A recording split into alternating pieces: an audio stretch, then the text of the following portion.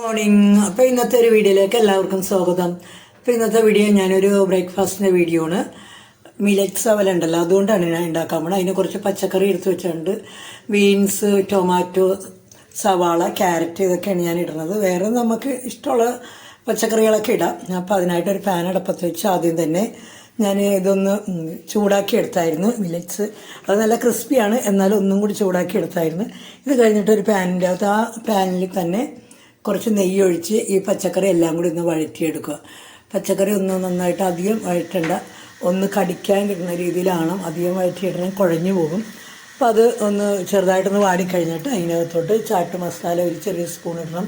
പിന്നെ മഞ്ഞൾപ്പൊടി ഇടണം, ആവശ്യത്തിന് ഉപ്പ് ഇട്ട് കഴിഞ്ഞ് കുറച്ച് വെള്ളം ഒഴിക്കുക. ഒരു അര ഗ്ലാസ് വെള്ളം ഒഴിച്ചാൽ നമ്മൾ മില്ലറ്റ്സും പച്ചക്കറിയൊക്കെ എന്തോരം എടുക്കണമെന്ന് വെച്ചാൽ അതിന് അനുസരിച്ച് നമുക്ക് വെള്ളം ഒഴിച്ചാൽ മതി. അധികം വെള്ളം ഒഴിച്ചാലും ഈ പറഞ്ഞ പോലെ കുഴഞ്ഞു പോകും.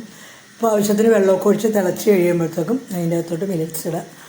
അതിട്ട് കഴിഞ്ഞിട്ട് പിന്നെ ഒന്ന് ഇളക്കി കൂട്ടി ഒന്ന് അടച്ച് വെച്ചിട്ട് നമുക്ക് എടുക്കാം. അതിൻ്റെ അകത്തോട്ട് മല്ലിയില, വേപ്പില എന്തെങ്കിലുമൊക്കെ നമുക്കിടാം.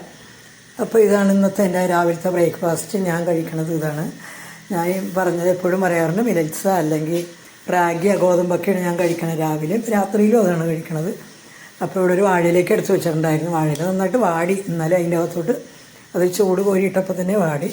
എല്ലാവരും ഇതൊന്ന് കണ്ടു നോക്കിയിട്ട് അഭിപ്രായങ്ങളൊക്കെ